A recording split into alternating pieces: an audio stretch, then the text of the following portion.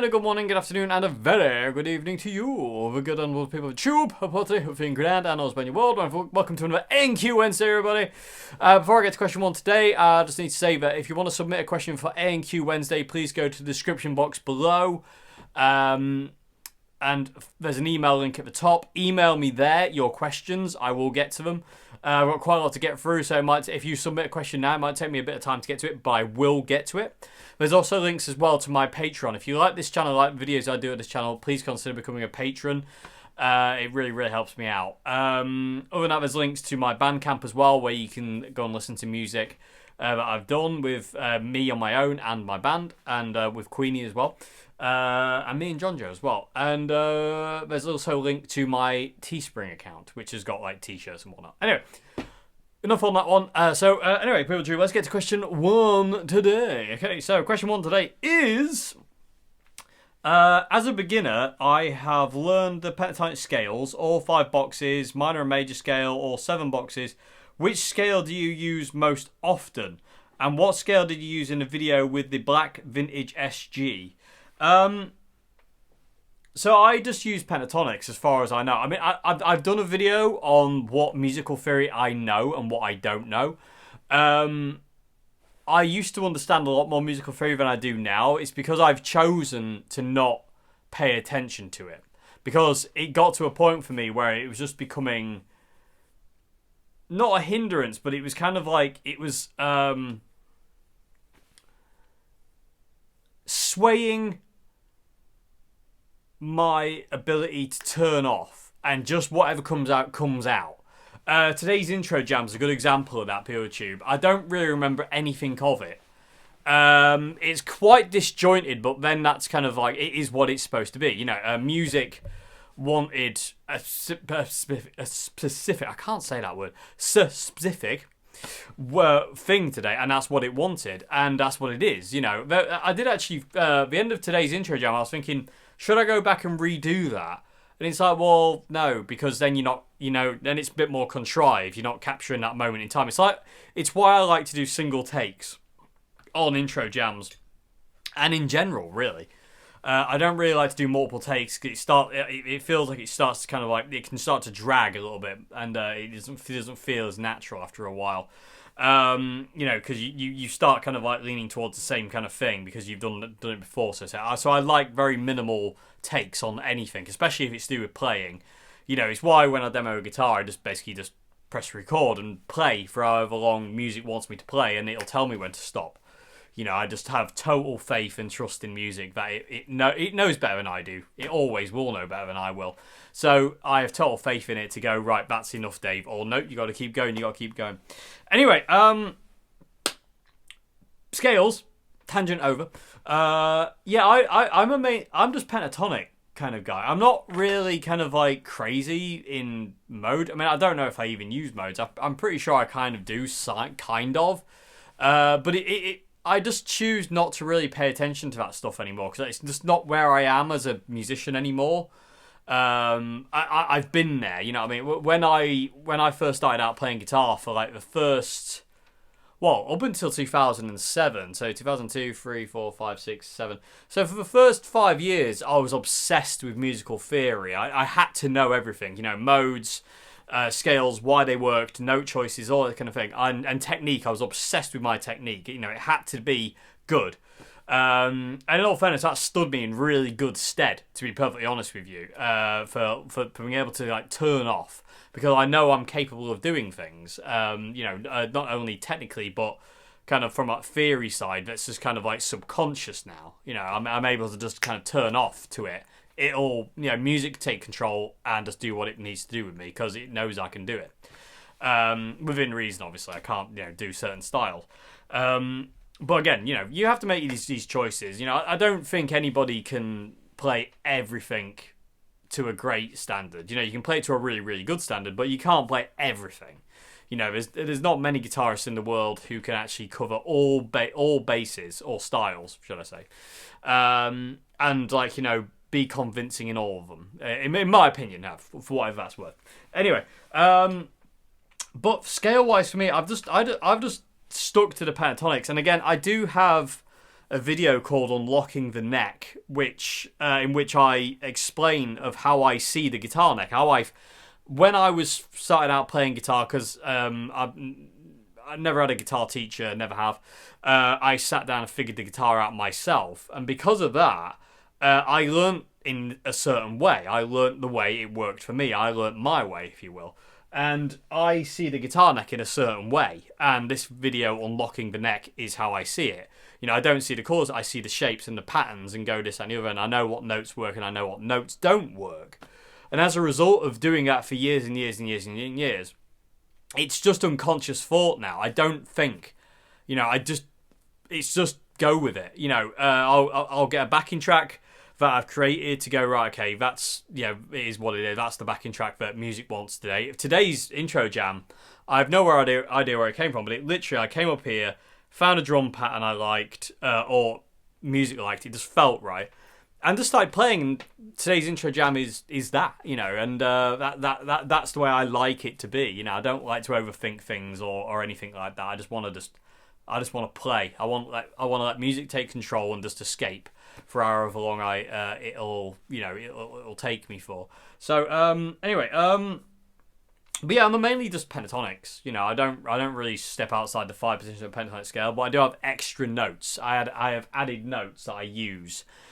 And again, the video Unlocking the Neck that I did years ago, that explains all them and why I use it. Also, like I said, I also have a video explaining a little bit in a bit more detail than I'm going to go into here because we're here all day. What theory I know and what I don't know and what I used to know and stuff like that. I've done a video on that. It's called The Theory I Know or something like that. And I did that I think I did that in 2020. I forget now. It's quite a while back now. But yeah, so when it comes down to kind of like scales and stuff like that, I mean, you have to know them. You have to know your theory. You do to start with. You have to know it to forget it and then to be able to play. You know what I mean? It's like what I think it was Miles Davis who said something like learn everything and then forget it and just play. In Miles' amazing way of putting that, I love that. But it's very true and it's a great line. It really is important for you to learn as much as you can, and then once you've absorbed all that, you know, once it's all in you and part of your, you know, your very being, you can then just turn off because it's in you.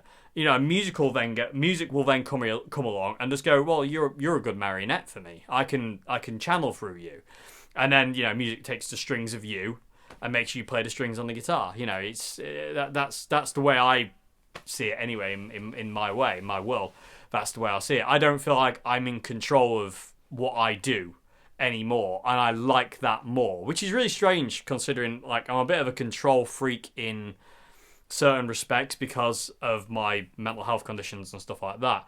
I do tend to like to kind of feel certain controls, but when it comes down to music, I want music to be in control because I trust it 100% more than I trust myself. So it goes, it does what it needs to do, and I'm happy about that, you know. And like I say, I'm just a marionette to it. And that's all I am. I'm not. You know, music's special. I'm not, if that makes any sense. In my opinion, just my opinion. It chose. The guitar chose me when I needed something, and it's always been there since, and especially this guitar. But yeah, it's a very very heavy thing. Anyway, but yeah, when it comes down to learning scales, yeah, I mean you're on the right tracks there. Learning your 5-position pentatonic scales and stuff like that. You want to learn this stuff until it is literally second nature. Once it's second nature, you can then progress. But it has to become second nature. You can't get, if you just want to bash out power chords, that's cool, but you still need to know a certain amount of theory of what the chords are, what are the chords you're playing, but you don't have to know everything. You don't have to be like, Johnny on the spot with like musical theory knowledge. You don't need to go, well, that's a suspended augmented ninth 715 79199 ZZXXXY. You don't need any of that. You don't need to go that far if you don't want to. You can still be an amazingly competent, good musician without having to know all of that stuff. You can just be a great player. You know what I mean? You really can. I mean, Jimi Hendrix, Peter Green, Rory Gallagher. Although I bet Rory knew quite a lot. I'm guessing Jimmy would know a lot as well, but I don't think they ever really incorporated it when they played. They just play. Same as Rory. When Rory's on stage running around the place, he ain't thinking about like, this song's in D, so if I do this scale, I can do this. It's not that. It's not thought out, contrived go, or kind of like, I can do this, I can do this, I can do this. It's literally just unconscious flow of music. That's what's coming out of these people when they play. They're not thinking about what it is. They're just in the music, and music's got control of them and is manipulating them, and it's just channeling. They've got your music's got your strings and you've got the guitar strings, and you're playing them to whatever music wants you to do. So yeah, but yeah, you're on the right track there. Another thing to focus on, like I say, is technique. Technique's really important. You need to get that down. When you first start, I mean, I don't think it's a good idea in the first year and a half to 2 years to be absolutely obsessed with music theory like I was. Well, for the first year, I didn't really care. I was learning songs more than anything. But from year 2 kind of onwards to 2007, I was kind of obsessed. And it was a good thing, but I put more emphasis on kind of like knowing, being good at technique than anything, because I wanted to play Yngwie Malmsteen, and obviously John Frusciante stuff and Jimi Hendrix stuff, and I wanted to be able to play them really well. So I focused a lot on my technique, and then I learnt the scales, and then I didn't even know where there were scales. No one was around me to teach me this stuff. I just had to figure it out. And I didn't know what it was. I was told that it was a pentatonic scale at one point. And so that's what I went by. That's what I was told, okay, that's that. But then I started doing other things and breaking out that pentatonic box and going all over the place. And I found out later on it was the 5 positions of a pentatonic scale with added notes. And that's the way I see it, and that's the way I talk about it. It's probably technically, theoretically wrong, but I don't care. It's my world. That's how I perceive music, and that's how I know music, and that's how I've learnt music.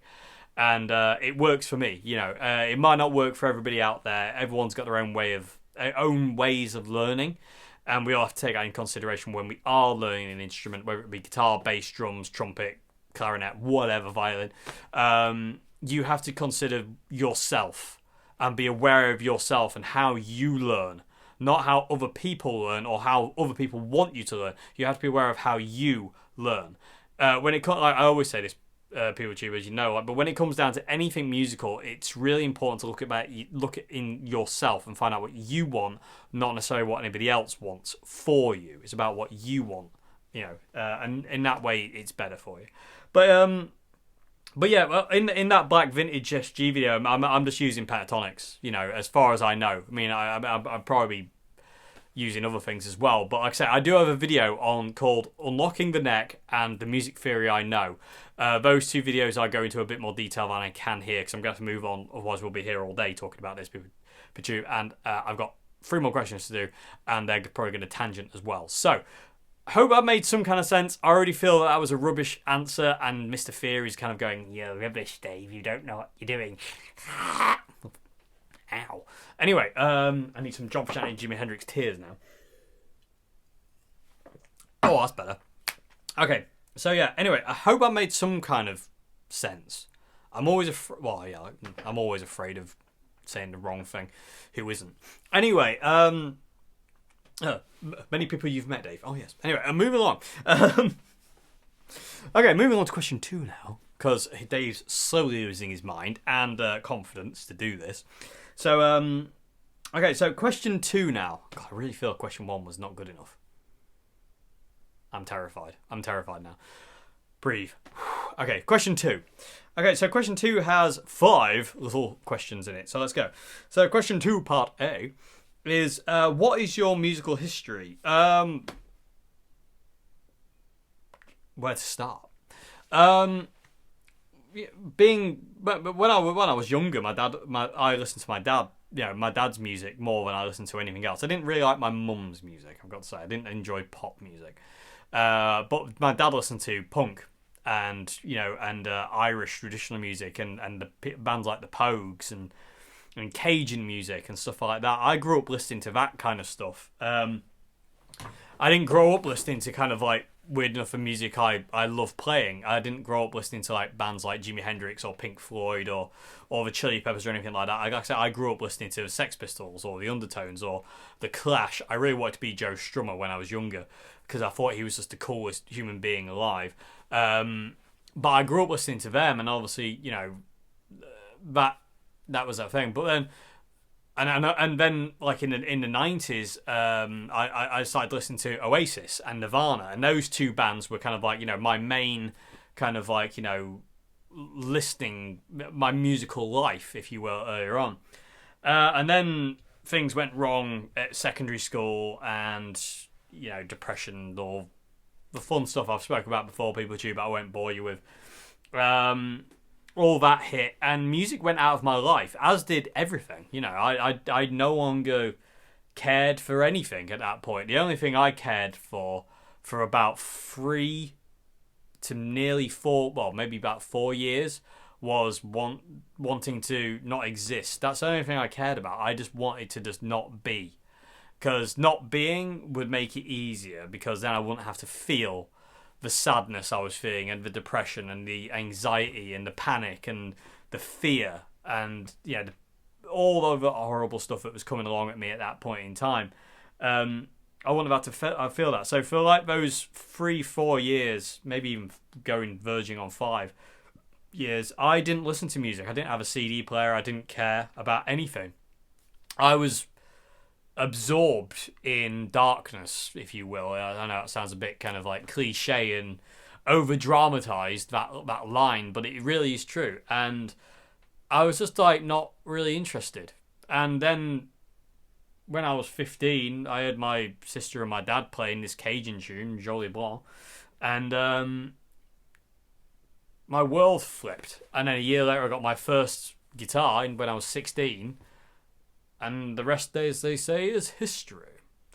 And I'm sure a lot of you had heard this story before, so I'm trying to keep it brief. But that's my history. And then I got back into music again. The first album I bought with my own money was Linkin Park Hybrid Theory, which I've still got.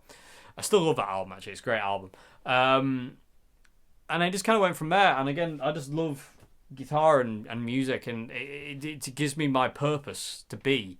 Because for the longest time, I didn't feel I even had a purpose. I didn't have a purpose to me. I know it. I have no right and no reason to exist in my world.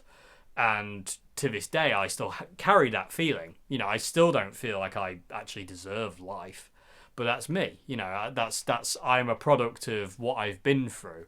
And you don't just kind of, unfortunately, get over that overnight. You know, you can't just shake your hands and it's gone.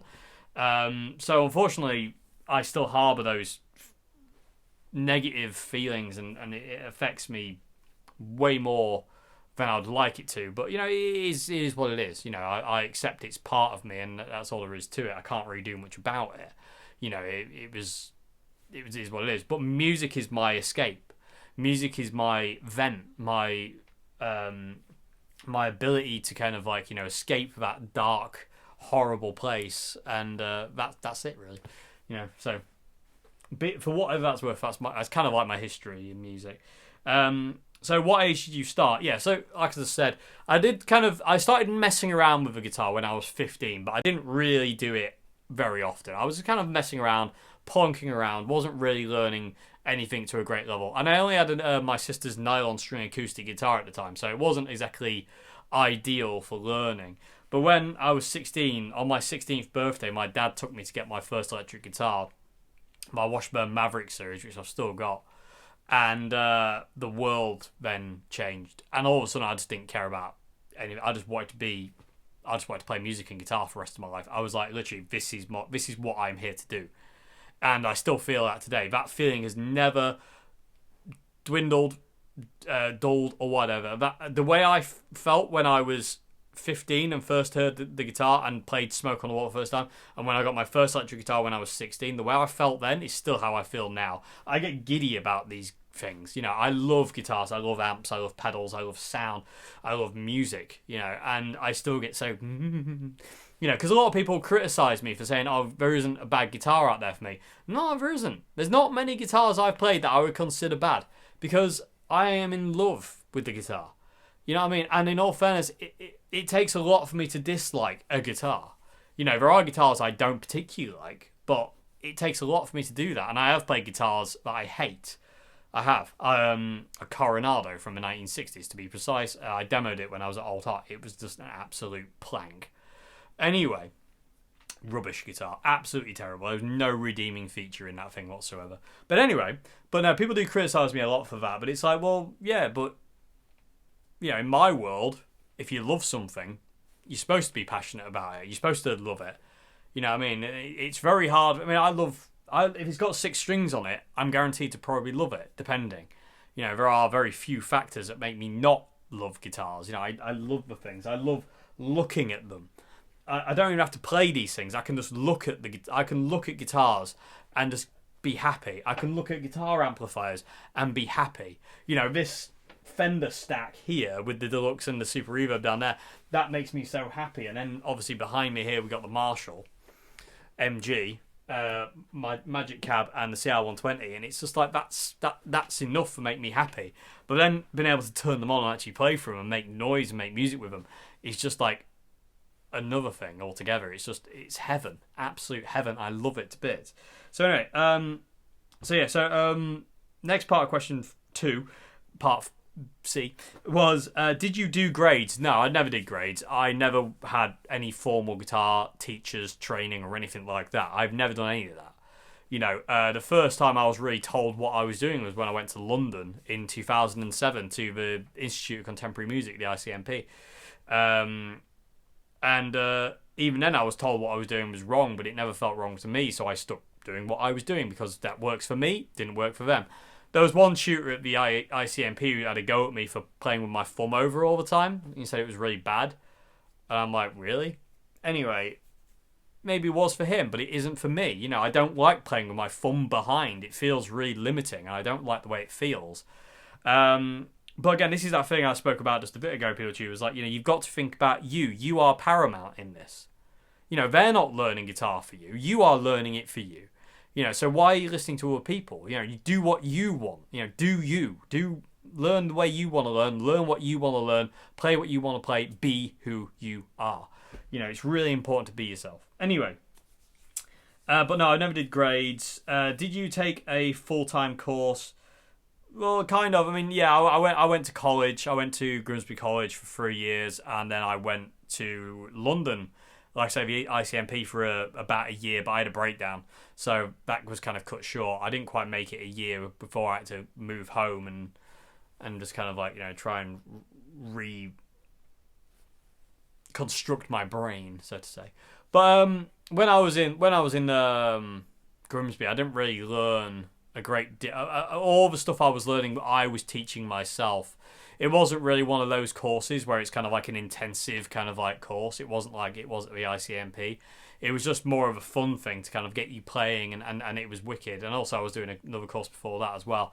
But yeah, I'm not really kind of like, full-time intensive thing. I did that on my own anyway. I didn't need anybody to force me to do that. I just did that because I love it, And the last part of question 2 is, have you ever considered being a session guitarist? Yeah, I have.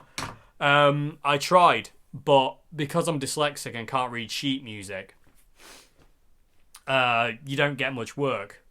Session musicians who can read will always beat you.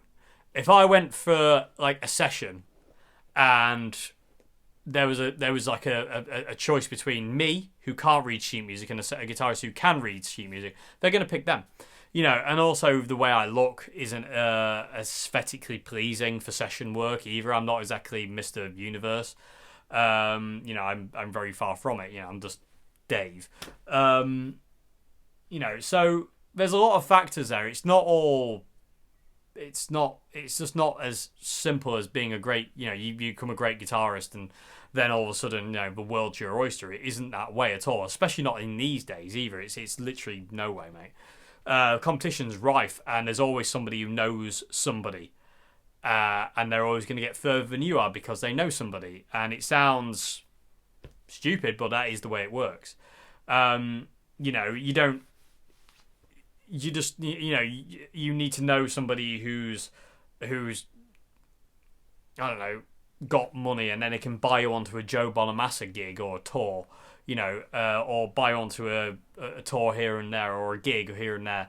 And it's like, if you've got that, that's great. But if you haven't, a lot of musicians don't have that ability to do that. We don't have the money, we don't have the means, we don't have the contacts to do that kind of thing.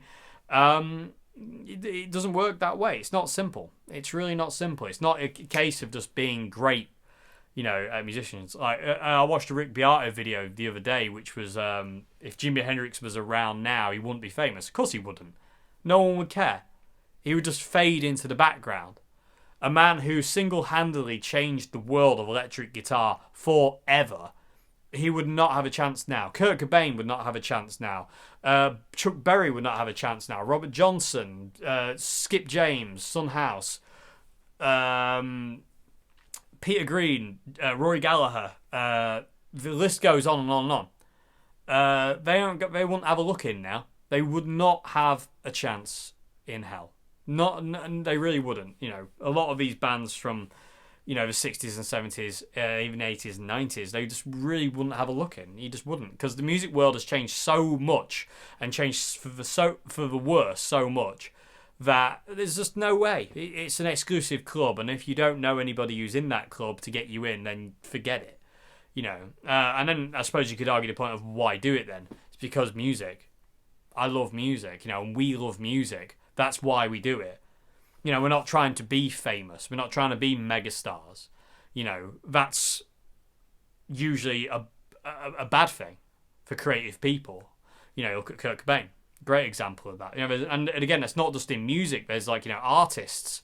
There's all sorts of people with creative minds who, once they kind of they don't set out to be famous. They're not in it to be famous. They're in it because they love it for what it is. Whether it be art, music, literature, whatever. They're in it because they love it. They're not in it to be famous and rich and a millionaire and, hey, look at me, look at me, look at me. It's not about that. It's about, it's about that love and that kind of desire to do it, even though that's never going to happen. I wish I could go and jam with John Frusciante, but it ain't gonna happen. I'm never gonna meet the man in my life. It's not gonna happen. I wish I could do this. I wish I could do that. I wish I could go on tour. I wish I could play gigs here and there, but it can't happen that way. It's just not as simple anymore, and it's a very, very sobering thought. But the fact is, all that negativity that comes around that does not diminish my love and want to play the guitar or make music. I will make music until the day I die. It's as simple as that. I will play the guitar till the day I die. That's it. That's just the way it is. Nothing's going to stop that. Even if it's like, all the negativity that's going around the music industry now. And again, especially if you look like I do. But, I am what I am. I'm not about to change the way I look just to gain a fleeting 15 minutes of fame. I don't want 15 minutes of fame anyway. I want a life in music. I want to be able to make music for my life. You know what I mean? And if it's just going to pop and like that and then just go, what's the point? I don't want that. I want to be able to, I want to be able to kind of like this to go for my entire life and just keep making music. I'm not interested in being famous or the next big thing or this and that. I don't care about that. And I don't see the appeal. I never have. I play music and I play guitar and I write songs and I do things like that and I look the way I look because that's who I am and that's what I love to do. I love playing music. I love playing my guitar. Even if no one's there, I will play my guitar. You know what I mean? I have done for years. I've played guitar 20 years. This 2022, I've played guitar 20 years, and like I said, I still love it now more. Probably even more so than I ever have. I absolutely adore music and guitar, and like I said, I don't have to look at these things. I just love them. I've got guitars here and just over there, and Mr. White there, and amplifiers and. I just love it. I absolutely love it. And thanks to you lot out there, and especially my patrons on Patreon, I get to do that. And, I'm so grateful for that. I couldn't ask for anything better. I really couldn't. It's beyond my wildest dreams. Absolutely beyond my wildest dreams. But I'm not in it to be famous, and, I think that kind of distracts people from the musical ability they actually have. It's like, I've got to be famous, I've got to have this, I've got to have a hit song and this and the other, and it's like, well, no you don't have to be in the limelight. Invariably that's a bad thing, especially in this day and age. I would think it's a bad thing in this day and age. I can't think for 1 second being in the limelight all the time at this day and age is a good thing. It just doesn't feel that way. I just don't think it's a good thing because you're so recyclable. You're so transient, and it's just ugly. Anyway, I'm going to move on, Poochoo, because I've just realised I've spoken way too long about it. I could speak about it forever. Anyway, I'm going to move on to question 3 now. So I hope I answered your questions. I'm going to move on to question 3, otherwise I'm going to run out of time. My God. Tangent Boy is back, people of the tube. Hi. Okay, so anyway, let's move on to question 3. Lots of guitar players get signature guitars. If you could have your very own Dave Simpson signature guitar, what would you choose? That one.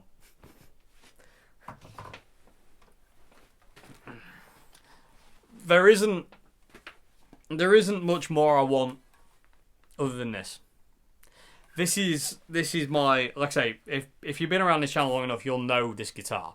And this is my number 1 guitar. This is the guitar that I learned everything I know on.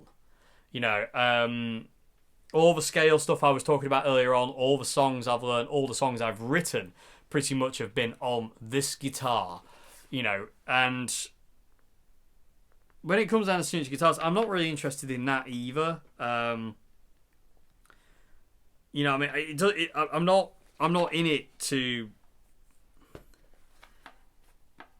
I'm not in it for that, if that makes any sense. It's kind of like, it's really hard to explain, but I get the signature guitar thing, and I think it's cool. And I've played some signature guitars that are absolutely amazing. Dave Gilmour's signature Strat is probably one of the best Strats I've ever played. It's a great guitar, and I've played a few others as well, which are really, really good. I don't know. Maybe I just think too less of myself to think what's the point. No, why would any company want to give me a signature guitar, and what's the point anyway? But this is my number 1. This is the guitar that I learned everything on. The hours I've spent on this fretboard is outrageous when I think about it sometimes. But yeah, I love this guitar. This is it. Yeah. What would I have? As be a Stratocaster. I'm a Strat nut. I love Strats.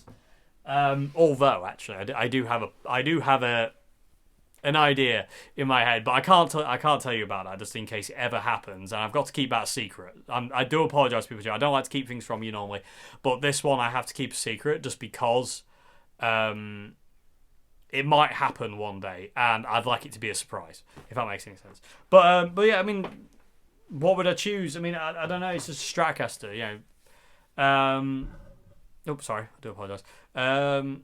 Yeah, it's hard, really. It's really difficult. I've never really thought about it. I've designed guitars in my head and on paper, but I've never considered them signature guitars, if you know what I mean. I've never really thought about it, to be perfectly honest with you, in that way. You know, I've had that question before a few times as well, but I think I've even spoke about. Actually, I think I've spoke about what I said I wouldn't say just then. Yay.